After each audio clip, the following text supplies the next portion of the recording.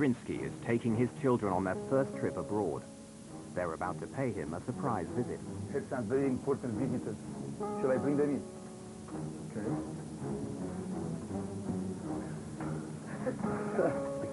Come on in. This is First Officer Igor Vladimirovich Piskarev. Hello. So, what do you think of our new airplane? It's very nice. It's amazing. So it's quite different from our old Russian planes, huh? That is a fact. Well, this is a flight computer. It flies the plane, it does everything automatically. Now, come and sit in my seat. Would you like to? Come on. It's a quiet flight. Many passengers are sleeping, unaware of what is taking place on the flight deck.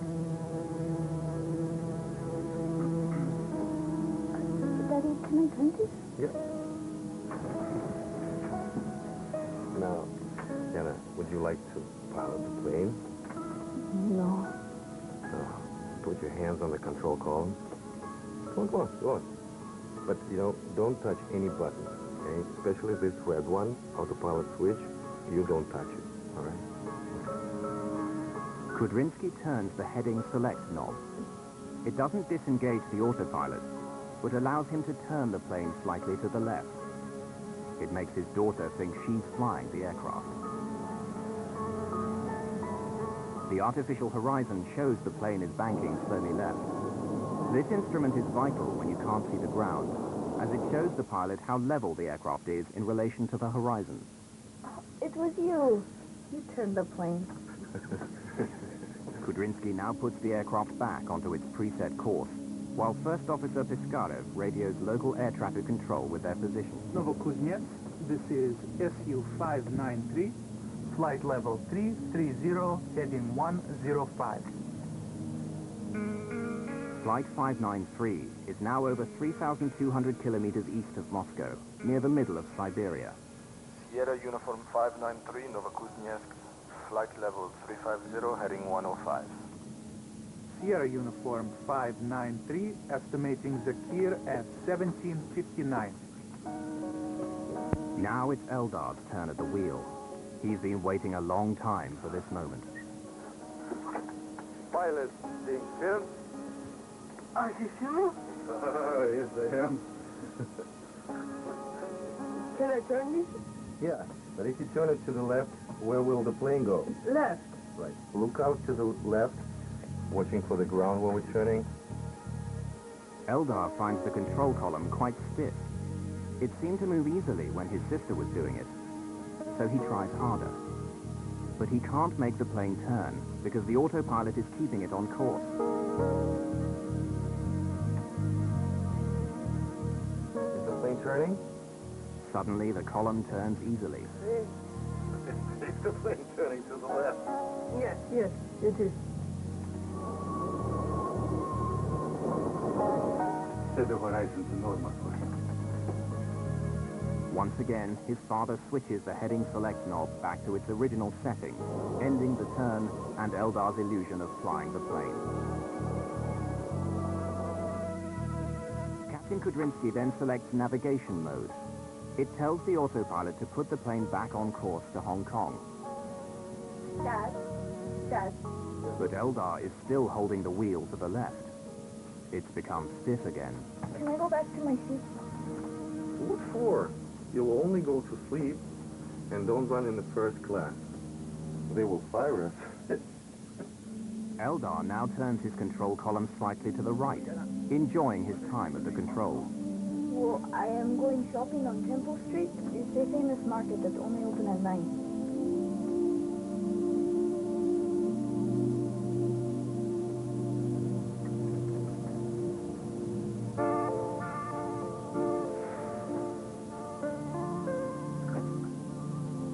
Why is it turning?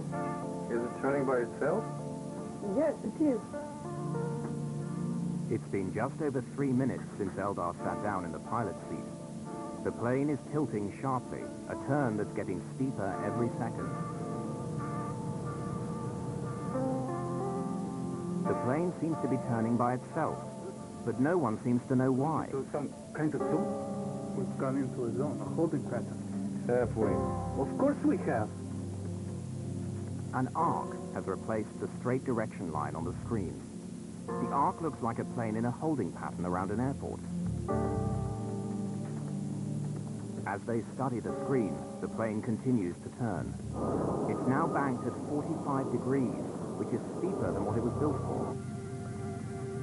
Suddenly, the command bars disappear from the primary flight display. The crew no longer have any information about course or heading.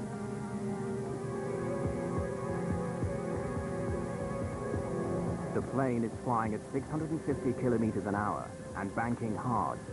Like a quick turn in a sports car, the dramatic movement of the aircraft begins to push everyone into their seats. Guys!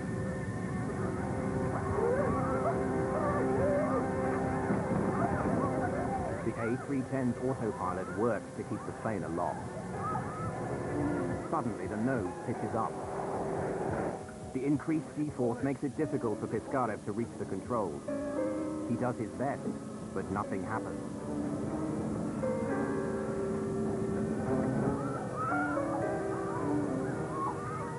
Piskarev's hard turn to the left has had no effect on the plane. Hold it. Hold the control column. Eldar is the only one with both hands fully on the controls. He can only follow the most basic orders. He can't get up because the speed of the turn is pushing him back in his seat. To the left. To the left. To the left. Now to the right. The other way. I am turning it left. Okay, get out. Eldar has been in the pilot's seat for just over 4 minutes. And now he can't leave. His body feels twice its normal weight. Get out! Get out! Kudrinski can do nothing but struggle against the crippling G-forces. The aircraft is plunging towards the snowy earth, and there's nothing anyone can do. Roll out to the back. Get out! Get out! Get out! Russian International Airlines Flight 593 to Hong Kong is in serious trouble. There's the ground! The pilot's 15-year-old son has been at the controls for 4 minutes. The plane is turning steeply and losing altitude. The other way! Captain Kudrinski desperately needs to get back into the pilot's seat, but he can barely move. The plane is turning so steeply and so quickly, the G-forces on his body make it feel like it's twice its normal weight. Everyone on board now feels the force of the plane's dramatic movement. His plane is in a serious crisis, but Captain Danilov can't get to the cockpit. He too is squashed by the powerful forces created by the plane's extreme bank. The plane still isn't responding. To add to their confusion, an alarm begins to sound. It signals the complete shutdown of the autopilot. The plane is now completely in the hands of Piskarev and Eldar. And to make matters even worse, there's another alarm. The plane is about to stall. An automatic safety system kicks in to keep the plane flying. It lowers the nose and puts the Airbus into a steep dive to regain speed. The plane dives at a frightening 40,000 feet per minute. For the people on board, it's like having an elevator fall out from under them. In just seconds, the heavy pressure of the high-speed turn is replaced by near weightlessness. As the plane suddenly drops away, it's now a very dangerous environment. People and objects that are not secured will land anywhere once gravity returns. They've been flying at 10,000 meters, but now they're falling fast. Unless they do something quickly, they will hit the ground in less than a minute. Piskarev pulls back on the control column as hard as he can to bring the Airbus out of the dive. The nose finally comes up, and the aircraft begins climbing quickly. Gravity now returns with a shock. As the plane climbs, the rapid acceleration pushes people down relentlessly. The dramatic change in speed makes everyone feel 4 times heavier than normal. Meanwhile, First Officer Piskarev is still trying to gain control of the aircraft. Piskarev has pulled the aircraft out of the dive, but it's climbing too quickly.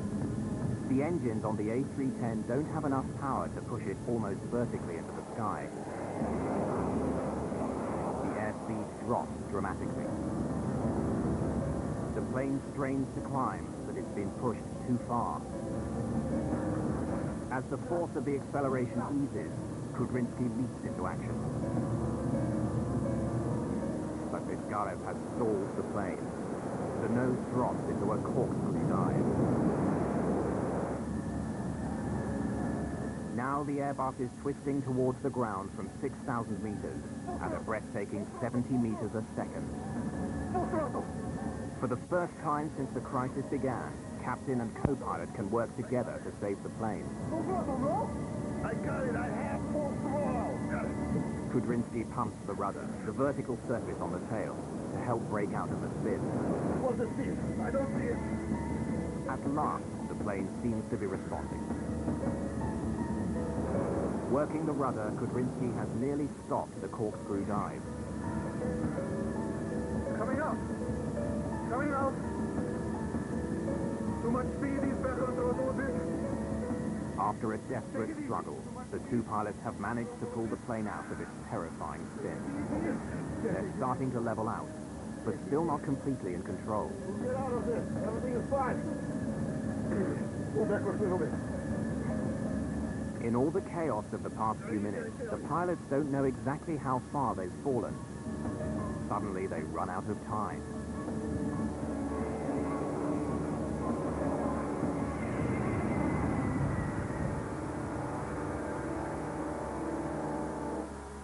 Sierra Uniform 593, this is Novokuznetsk area control.